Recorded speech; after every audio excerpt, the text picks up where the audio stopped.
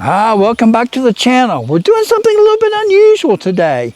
I picked up from a friend of mine a Thompson Center 50 caliber Hawken rifle. So I'm going to give this one away sometime here in the next couple of months. But before I do that, I want to give a full review of buying used firearms. And we're going to put some lead in this rascal and send it down there to some targets.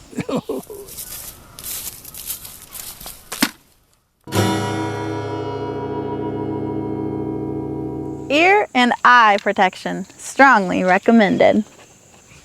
Before we get into the meat and potatoes of playing with this rascal, there's a few things that you ought to try on used firearms when you pick them up. First things first, you need to be sure that this thing is totally unloaded, because the person before you may have never unloaded from hunting season, or if you picked it up in a pawn shop, no one may have checked it.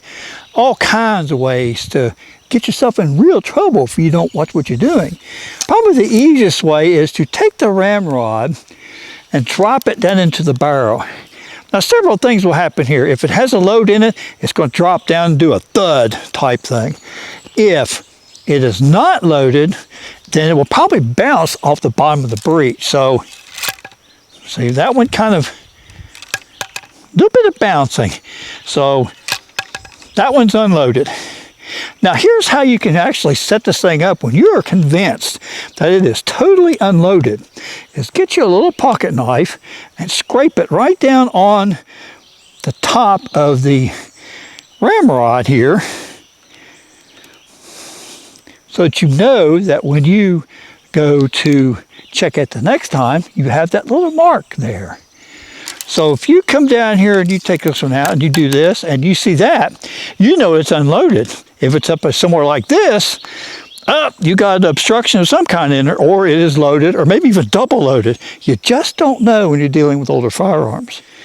Once you're convinced it's totally unloaded, the second thing you can try, and actually this is twofold, is you get you a cap and put it on the nipple of your rifle. And you find a little leaf down here on the ground somewhere, and you actually just pull the trigger.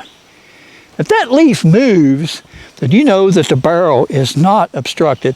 And also it cleans all the oils and so forth out of the channel.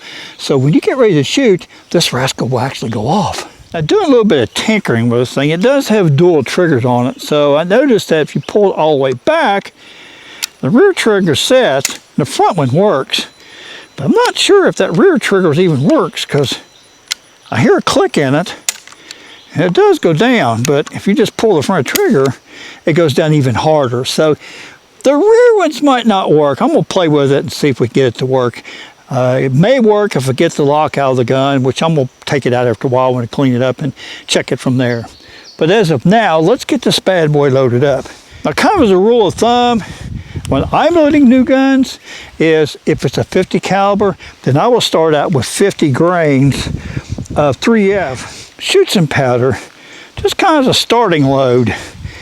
Don't need to put a big heavy one in there to start with, because you just don't know about these used guns.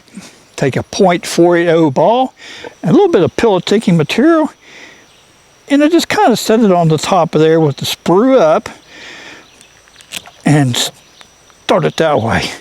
That's pretty tight, so I could use a ball starter, but I'm not going to fool with that today. And just shove it in there. Now the cool thing is, my buddy got one of those Delwyn rods.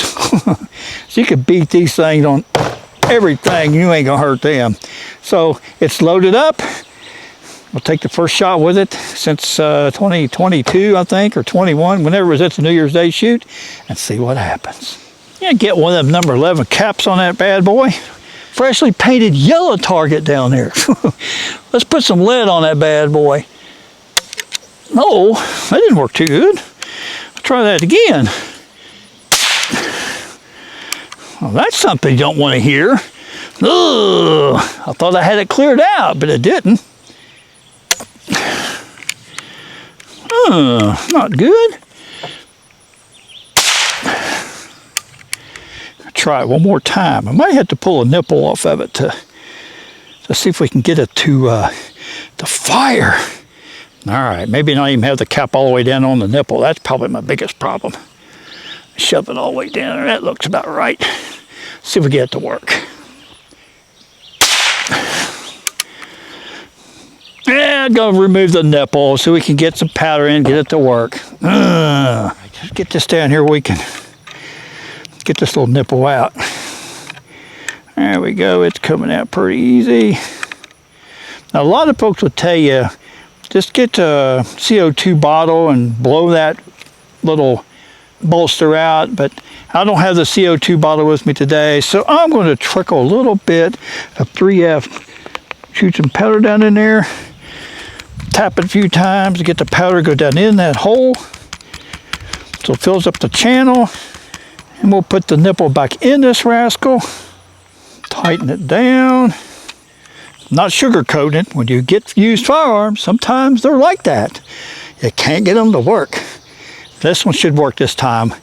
If not, I'll probably take that nipple off and get home and put it in a cordless drill and shave it down a little bit, and that will probably make it work even better because the caps are going on kind of tight.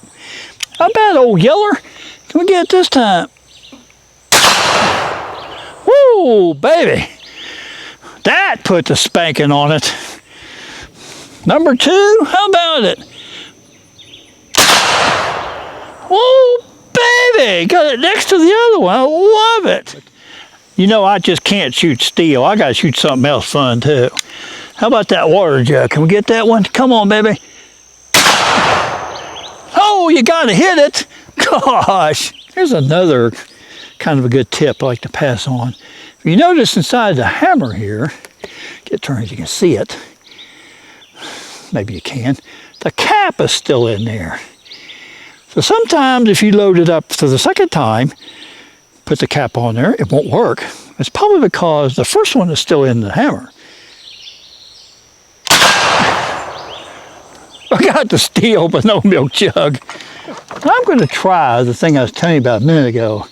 Other things I like to do on this channel is not just talk about stuff, but actually show you what I'm talking about by doing it in person. Now there's the little nipple that's on the run gun.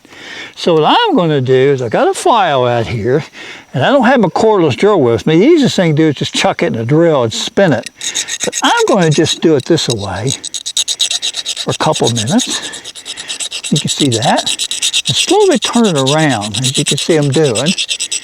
And I'll probably go get some flack for showing you all this, because a lot of folks, no, you can't do that. That's not good. You can tell from looking at it, it's got a little bit of shine on it, but since I'm down here in the zoo bottoms, I don't have my drill with me, I just go to slowly turn it around on this file until I get a little bit smaller. Let me see what a cap will do now. Cap should fit right on that thing with no problem at all. Boy, it does too. Okay, it comes right on and it goes right off. So I will quit with that. And since I did all that filing work, I can't remember if this thing's loaded or not. So remember a while ago, I showed you the easy way to tell? Put in there, drop it, and there's the mark. So I did shoot it, and it is unloaded. Oh boy, it just slides right on and off. So easy. This thing ought to be very reliable now. Milk jug. Well, I hit the steel. Can't hit the milk jug. And that new one slides right on. Boy, that's just so easy. I think I might have that problem solved. All right, can we get that milk jug this time? Come on, Mark. Oh, yes, I finally got it. Let's see where the nipple's at. Oh, it fell out that time. I saw it fall right out. So that's something you'll have to check every time that you get ready to shoot, especially if you got a Bambi in your sights. Oh, that cap was right on her so easy. There we go. Come on, get that second one.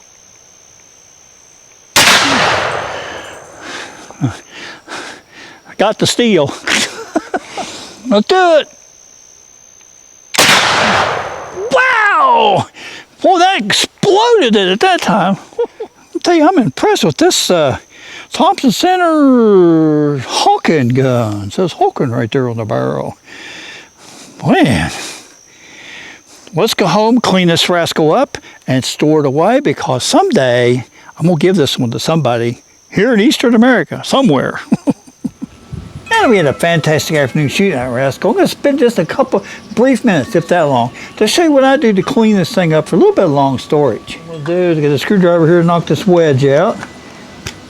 And that will separate the barrel from the rest of the firearm. And remove the ramrod too.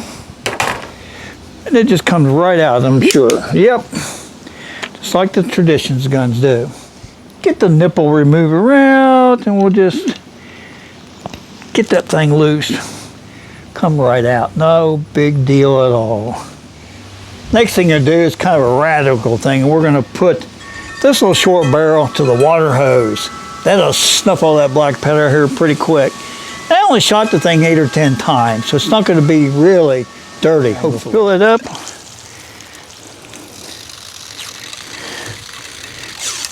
Oh, look at that come out of there. Boy, it's coming out pretty clean as it is. Get a patch on there and get that thing cleaned out really quick.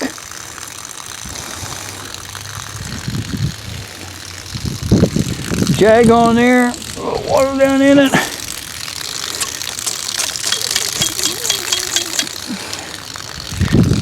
Get that.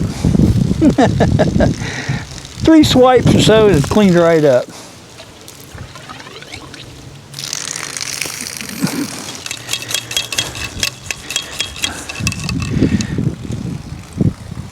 Don't get much cleaner than that. Once you get this far, get the old rag out and clean this thing up. Dry it extremely well because you don't want any rust on it. Gotta take it to the bathroom for a special drying session.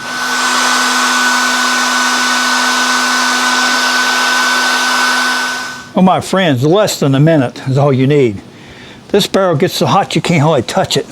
You leave it in there running very long. But just for safety's sakes, and I'm not even sure what this barrel even looks like. I have no way to see what the bore looks like in it. Some of you guys like to use ballistol. I've started using that lately just to see what it's like. It seems to clean them up pretty well, so let's put a little bit of ballistol to it. I know there's a love-hate relationship with that, but I'm willing to try some new stuff once in a while, see how it works. See what that looks like. It's getting better. Say about 1 or 2 more swipes at that thing, and it'll probably just about clean up as good as it's going to get. But it could be that this thing has not been taken care of over the years. I don't really know its history. I just know it hasn't been shot much in the last 3 years. But since I got that nipple straightened out, that thing loads and shoots almost every time now, so I'm kind of glad to get that straightened out. Well, this lock looks just like the one I have on the oh, that works fine. There's nothing wrong with that lock. It's down inside the wood somewhere. A lot of guys hate these spring-loaded locks, but I have one on a Lyman's Great Plains rifle and a Lyman's Great Plains pistol, and this thing works flawlessly. So I don't have a problem with them. I know it's not period correct, but it's still a good, reliable lock. Oil this rascal up, and we'll clean it up here. We'll get the wedge put back in it first. Little brassy wedges, put them in there. Just take the back side of the screwdriver and put it in there that way. It's in there good and tight. Now, one thing I do with the nipples that you should probably do, especially if you leave them in long-term storage, is I put a little bit of never seize on the threads, stuff that you put on car engine heads and blocks and stuff like that. I put that around the threads, as you can see there, and put the thing back in there, and it won't freeze up on you, seize up on you, however the word is. I'm going to run an oily patch down the barrel. Look how clean that comes out now. Ooh, baby. Put the ramrod back in it.